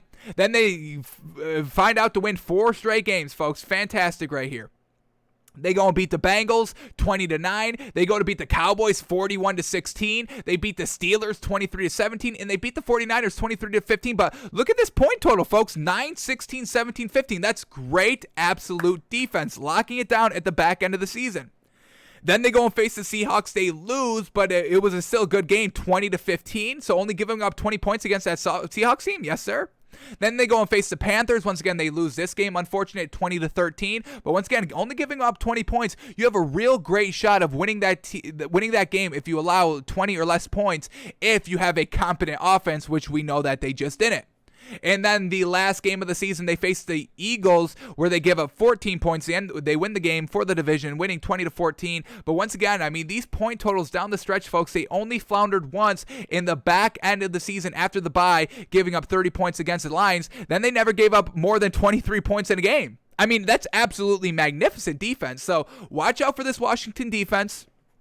We'll see in a second if they kept everybody. I don't think they lost anybody. We're going to double check that. But the defense is going to be the main takeaway for this Washington team, and they just need Ryan Fitzpatrick to be an above average, or not even above average game manager, just a game managing quarterback. He doesn't need to be the Ryan Tannehill to kind of make the plays and make these big throws. He doesn't need to be the Baker Mayfield. He just needs to be a solid quarterback out there, and that's what we don't know he can do, because he is a gunslinger. He's always been a career backup. He just lets it fly loosey-goosey. When we look at all these interceptions, folks, it's a lot of interceptions, 169 interceptions, multiple, I mean, just look at these interception totals throughout his career. We're only going to really focus on 16-game seasons from this man, because that's pretty much what we're going to get from him. He's going to be the starter, and I really don't see Taylor Heineke challenging him for a spot until Ron Rivera gets fed up with the lack of production that Ryan Fitzpatrick has kind of shown in his career. Yes, I don't want to knock Ryan Fitzpatrick, because there's a difference between backup and starting quarterbacks in this league, folks. Backup quarterbacks, you really are only expected to kind of be kind of a 50-50. We just need you out there just in case our quarterback goes down. So, Ryan Fitzpatrick is a really great backup. He can win you those games. You get, an above kind of 50% chance to win a game if Ryan Fitzpatrick is your backup quarterback. Your quarterback goes down, Ryan Fitzpatrick needs to step up. He can do that. I've got no problem with betting on Ryan Fitzpatrick, starting 1 game here, 2 games here. I've got no problem with that. But for doing a full 16-game schedule, that's just not his play. He's a career backup. He knows he has to sling it. He has nothing to lose. So when he goes and plays as a starting quarterback, he still has all those kind of, rhythms and routines of not successful play as a starter, but successful play as a backup. So that's where we're a little concerned with Ryan Fitzpatrick. But we'll see if he can kind of, silence the doubt from us as we see him in training camp and as we see him in preseason and in the first couple of weeks. But, the 10-6 season in 2015 with the Jets, this is what I think the Washington football team is probably going to be their ceiling. Maybe 10-7, maybe 11-6, maybe something like that. And I don't know if that's going to be enough to win the division with the loaded Cowboys team and a loaded right now Giants team. So it's going to be tough, and they need Ryan Fitzpatrick to be great. But in a 16-game season, touchdown and interception ratio, here we go. 24 touchdowns, 23 interceptions. That's absolutely trash, folks. He led the league in interceptions that year, and you cannot be doing that. That's Jameis Winston, folks. 1 for 1, even high numbers 1 for 1. 24 for 23, 35 for 30. It's still too high, and it doesn't result into wins. As we said, 6-10. And he also only threw for 3,800 yards in a full 16-game season. Y'all know we don't like that. We want to see at least 4,000. Then the following year, 2012, once again went 6-10, and he cut down the interceptions, 24 touchdowns, but still 16 interceptions. We want to see 2-to-1 touchdown to interception ratio, and that's his, basically 1.5. That's not what we're looking for. And once again, he only threw for 3,400 yards and 60% completion percentage. Not great. Then his last full 16-game season in 2015, his best year record-wise. But once again, 3,900 yards, so still not getting to that 4,000-yard pace. 59% completion percentage, real bad, and 31-15 touchdown and interception ratio, which is still good. That's 2-1. That's what we're talking about. And it's still, reached a ceiling of 10-6. So we're a little concerned on Ryan Fitzpatrick being a good winnable quarterback for this Washington team, but we'll see what he has. Defense is still solid. Now let's see what we've got here. What do we got to go next at? We got to look at this. Let's bring up what they have done in this offseason, Washington. What have they gotten? What are they looking like? What do they lose? So let's see what we got here for Washington in the offseason, and then we can look at who they drafted. All right, so here we go. Washington in the offseason, they added and re-signed Adam Humphries. Now, that's going to be a good wide receiver target for Ryan Fitzpatrick and just this Washington team in general. Let's bring up Adam Humphries' career stats. Sorry for all that stumbling through that sentence. Jeez. Here we go. Adam Humphries, a nice 5'11" wide receiver, spent his entire career with the Tampa Bay Bucks in Tennessee, and he's never been a 1,000-yard wide receiver. He hit 800 in 2018 with the Tampa Bay Bucks. But once again, look at these catch percentages, folks. This is what we're talking about. Reliable catcher out here. I'm just going to rattle him off here for his entire career, starting at 2015 to 2020 for 6 years. Here we go. First year, 67%, 66%, 73, 72, 78 in 2019, and then 65 in last season. So he's still a reliable catcher out there. And with Adam Humphries, he just needs to be the number 2 because we got Terry McLaurin being the number 1, who's absolutely fantastic. He broke 1,000 yards his rookie year. Let's get Terry McLaurin's stats up really quickly, so we can kind of, assume Terry McLaurin's truly going to get it done here. And with Ryan Fitzpatrick throwing him the ball, folks, this man had Dwayne Haskins, Nick Foles, and Taylor Heineke throwing him the ball. 3 different quarterbacks, and he still was able to get, he's going into his 3rd year. My apologies. I thought last year was rookie year. But 900 yards rookie year, 1,100 yards last season. He has 64% catch percentage last season. But once again, you're catching balls from 3 kind of not great quarterbacks, so we can kind of understand these stats. But that 1,100 yards with 3 different quarterbacks, that is elite, folks. That is elite. We give Terry McLaurin a lot of credit. So expect him to really step it up even more, getting a consistent thrower of the football that likes to take the chances, that like to sling it around. Terry McLaurin could be having a real great year, so watch out for him. Alrighty, what else do we have here? All right, so they brought in Adam Humphries. They got Brandon Scherff as their offensive lineman guard. They bring in Curtis Samuel, who is absolutely very, very good as well. Teddy Bridgewater was able to get him a 1,000-yard season. He is on the PUP list as training camp begins, but he should be definitely ready to rock as week 1 is here. So we got Curtis Samuel out here last season. He only had 800. Curtis Samuel only had 851 yards. Who was it? There was 2 wide receivers that had 1,000 yards, and then still, wide receiver 3 here, Curtis Samuel, 800 yards. That's still real good with getting the ball thrown to him by Teddy Bridgewater. So once again, Ryan Fitzpatrick, Teddy Bridgewater, kind of the same a little bit and what they can do. So, once again, this is some solid wide receiver depth here for this Washington team. Real 3 good. You got the elite A1 tier 1 in Terry McLaurin, and then you still got solid tier 2s, Curtis Samuel and Adam Humphries. So that's what Washington's working with. Fantastic. What else do we get here? Ryan Fitzpatrick, like we know, and then William Jackson the third. Were we able to bring up his? We want to see what he can do against the big names, the big dogs. So he played in most of the games last season. So let's see what William Jackson did at the cornerback position. Looks like he was on the Bengals last season. So was he shutting down the A1 tier 1 wide receivers? Is this man a good, solid defensive cornerback for this Washington team? Here we go. Against Keenan Allen, 6 of 10 for 57 yards and 1 pass breakup. That's a solid kind of breakup there. Solid kind of lockdown. That's good coverage. Against OBJ, 3 of 4 for 67 yards. That's a little bit of a burn. Against DJ Chark for the Jags, 5 of 6 for 63 yards. Not terrible. Miles Boykin for the Ravens, 1 of 3 for 9 yards. Great. T.Y. Hilton, 1 of 5 for 20 yards, a pick and a breakup. That's absolutely fantastic. against A.J. Brown of the Titans, 4 of 7 for 69 yards and a pick. Not terrible overall, solid work. Against Terry McLaurin, all right, this is the team he's on now. Against Terry McLaurin, 5 of 8 for 87 yards and 2 pass breakups. A little bit of a burn there. He got a burn there a little bit. Against Deontay Johnson, 5 of 7 for 88 yards. Little bit of a burn there. Against Darius Slayton, 1 of 5 for 11 yards. Great lockup. Against Devontae Parker, 4 of 10 for 70 yards, but he had 3 pass breakups. That's overall average-ish. You give up 4 for 70. That's more than 10 yards a catch, but you give up less than 50% completion and 3 pass breakups. It's just unfortunate you got burned for a lot of yards. Against Amari Cooper, 1 of 4 for 20 yards and a pass breakup. That's fantastic. Against Brandon Cooks, 1 of 4 for 50 yards. He gave up 1 pass for 50 yards, and 1 pass breakup. So overall, not bad. This is a solid kind of tier 2 corner. We'll take this. So another solid pickup to beef up this Washington defense that was already really gosh dang good in the passing game. Love this. Alrighty. What else did we get here? Who do they lose? They lost Kevin Pierre-Louis, a linebacker. They lose Ronald Darby, a cornerback. So they bring in a quarterback, lose one. And then they also lose Ryan Kerrigan, their long kind of term player out there, an edge rusher.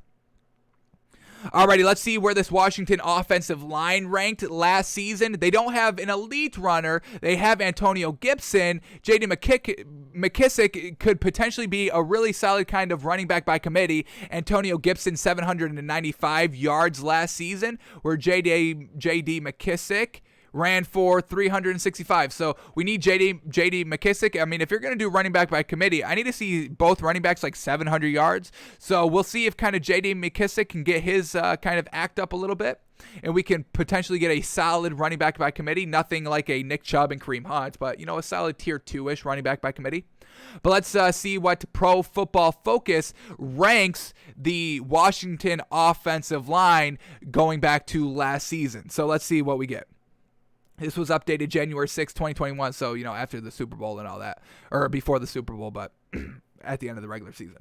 So here we go. Where do they rank this offensive line for Washington? Here we go.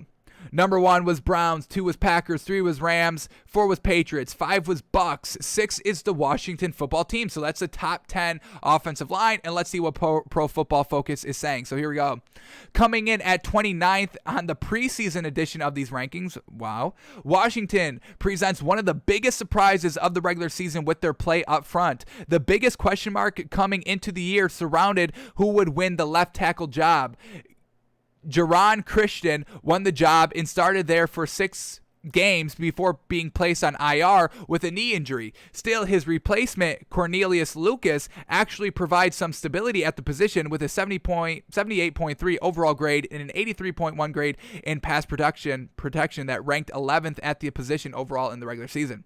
Solid play from Lucas and Wes Schweitzer on the left side, paired with a top 10 grades from each Chase Roulier and Brandon Scherff and Morgan Moses at the other starting spots, resulted in a much improved group from a season ago. Roulier recently got his long-term extension to stay in Washington, and Scherff will be looking for the same this offseason. So let's see what their offensive line is. Do they still have all these good players? Scherff, Roulier, Morgan Moses, Jaron Christian. So let's see what their offensive line is looking like, because if it's still the same, we can still definitely buy this team. Did I not bring up the Washington? Oh, yeah, right. We got back up here. Okay. Here we go. Offensive lineman. We got Charles Leno Jr. We still got Wes Schweitzer. We got Chase Roulier. We got Brandon Scherff. And then we got Sam Cosmi. We still got Cornelius Lucas, but he is listed as out. So all those offensive linemen are still there. They didn't lose a key offensive lineman, and they actually brought in one, as we saw here. And Brandon Scherff, they brought that man back. So fantastic. So Washington football team offensive line, expect that still to be kind of a solid offensive line for the running game and to protect Ryan Fitzpatrick. So we can buy into this team a little bit more.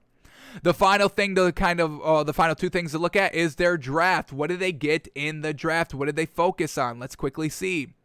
Alrighty, they go linebacker first pick, First round pick, Jamin Davis, linebacker. Alrighty. Then they go another offensive tackle, Samuel Cosme. So we'll see, once again, just bolstering that offensive line, having that kind of rotation ability if needed, that depth if needed. And we're looking at a real solid line, even if something happens to somebody, gosh forbid, let's knock on wood that this offensive line can stay healthy. Then they go to Benjamin St. Juste, a cornerback, third round. They also get De'Ami Brown, a wide receiver in the third round as well, a 6'1 wide receiver. Let's see if he can kind of work his way up into that rotation. Fourth round, we get John Bates, a tight end. Oh, y'all know we love the tight end, 6'5". We love that. Not invited to tight end university, but we'll see if he gets there next year. Derek Force in the fifth round, a safety. We get a long snapper in the sixth round, and they had 3 seventh-round picks, a linebacker, a defensive end, and another wide receiver who's 6'1", solid. So we'll see if any of those kind of big names make an impact. But the first 3 rounds, bringing a linebacker, an offensive tackle, and a corner, shoring up all those things that need to be shored up. So once again, this Washington team can have a real solid defense with, once again, a real solid offensive line. So very, very great here. Now, the last thing to read here is their overall offseason grade given by Bleacher Report. Let's see what Bleacher Report is saying about this Washington football team. So here we go. Once again, the key additions: Ryan Fitzpatrick, Curtis Samuel, William Jackson, Daryl Roberts, Adam Humphries, and Tyler Larson. Key draft additions, like we said, the linebacker, the offensive tackle, and the wide receiver, De'Ami Brown. And the key departures: Ronald Darby, Kevin Pierre-Louis, and Fabian Moret, another corner. So they filled in all those corner spots through the draft and through free agency. Now let's see what this little 3-paragraph write-up is all about. So here we go. Don't tell anyone, but I think Darby, who's making $10 million a year in Denver, is a better player than Jackson, who's making $13.5 million a year in Washington and is a year older. Interesting. Alrighty, so we just kind of praised Jackson for being solid in covering the key defender or key wide receivers out there. The Washington football team is silly to take Davis over Christian Darrisaw, Rashad Bateman, and even second-round linebacker Jeremiah Owusu-Koramoah. Oh, and Ryan Fitzpatrick is a ridiculous purchase at $10 million. We all know his ceiling, and it isn't what the Washington football team should be aiming for based on the talent they have on defense. But you just need Ryan Fitzpatrick to kind of be that game manager, and that's what Fitzpatrick struggles with, being a game manager, but he gives you production offensively. He's able to give you points production offensively, and if the defense is great, having Ryan Fitzpatrick, having short fields and all that, we think he can capitalize. So Ryan Fitzpatrick, he's still a little bit of a wild card. We're going to kind of give him the benefit of the doubt. He could work out for the system. I don't think Ryan Fitzpatrick is the worst quarterback here for Washington. So I don't agree with Bleacher Report's kind of shitting on Ryan Fitzpatrick. We shitted on Ryan Fitzpatrick earlier, but having that great defense and just having Ryan Fitzpatrick to sling this ball around, it could work out big time for Washington. So we'll see. They've got good value for Cosme in the second round, but he's going to need time and not enough when it was done in general to boost the offensive line, the receiving depth, or the secondary. I think the receiving depth is real solid. I think I can believe in Curtis Samuel and, Adam Humphries. I think we can buy into them. I think the offensive line was good last season, and once again, they just bolstered it up a little bit. They got the offense, they got him in the draft, so they don't need him to come out and be A1, Tier 1 right off the rip, but, he could be. So I'm not kind of buying this Bleacher Report's kind of digs on this Washington team overall. Washington didn't get significantly worse, but I'm sure it got much, but I'm not sure it got much better, which is a shame because there was a room to do exactly that. So I thought they did get a little bit better. They got some wide receiver depth. I think it's solid depth. Obviously nothing to kind of write home about, but Terry McLaurin can just be your main man. Curtis Samuel's real solid. He was the third wide receiver last year in Carolina and still got great production. Now he's coming into, wide receiver number 2 here. Expect that production to be 1,000 yards, and that's exactly what we're looking for. So Logan Thomas is also another solid tight end.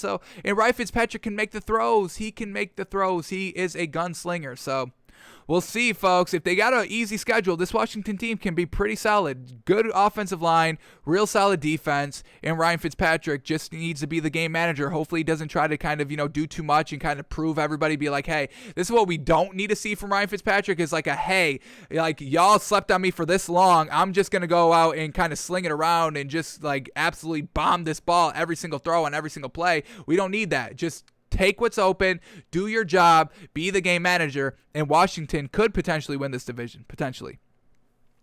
All right, so now the last thing to do here is look at their schedule and count how many wins we can see from this Washington team. Here we go. Starting week 1 with the Chargers. That's a real solid winnable game here. They are at home. And they, facing, a new head coach with the Chargers with Justin Herbert, expect him to be good, but it's week 1. I'm going to give the Washington football team a win week 1 at home. Fantastic. Then they go out and face the Giants week 2, once again at home. And I'm probably going to have them split the season series here with the Giants, but with Saquon Barkley still not, having a timetable, nothing that's been spoken, Saquon Barkley may not be there week 2. I'm going to give Washington, that defense holds it up week 2 against the Giants at home. And it's on Thursday Night Football. Once again, the home team there. This is a potential real solid start here for Washington. Then they go out and have to go on the road against the Bills. That's not winnable. I'm sorry. The defense may be solid, but it's Josh Allen, and then Ryan Fitzpatrick, having history with the Bills, maybe tries to do a little bit too much. So they lose against the Bills. Then they go in Atlanta and face Atlanta. Now that's going to be a real tough game, but that is a winnable game for this Washington team, folks. That defense can lock it up. This Atlanta Falcons, I would like to think it's going to be very, very good, but it hasn't been yet seen with the new head coach Arthur Smith without Julio Jones and with this lackluster running game. So I'm gonna give them a win over Atlanta on the road week 4. Then they are at home against the Saints. I can give them a win against that Saints team, folks. I mean, that offense without Michael Thomas, and you're going to be having this Washington defense. I'm all about it, and at home, 4 wins. Then they're at home against the Chiefs, which is obviously where you want to face them at your home stadium, but I can't give them a win there. Then they have to go at Lambeau and go and face the Packers. Can't give them a win there. Then they go on the road and face Denver. Now, I think this is going to be a real great team. Mile High Stadium, I think, affects Ryan Fitzpatrick a little bit. I don't think I can give him this Denver win. It is a winnable game, and if we're looking for maybe another win out here, we can give him this Denver game. It is a winnable game. I'm just not going to give it to him. Then they're on a bye. Then they have to go and face the Bucs. Can't give them a win there. Then they go at the Panthers, on the road to the Panthers. I can give them a win there all day. That's a winnable game. I do not buy into Sam Darnold at all. So now we got 5 wins. Then they go and face the Seahawks at home on Monday Night Football. This is another winnable game because it's primetime at home. I can give them potentially a win there, but I'm not going to.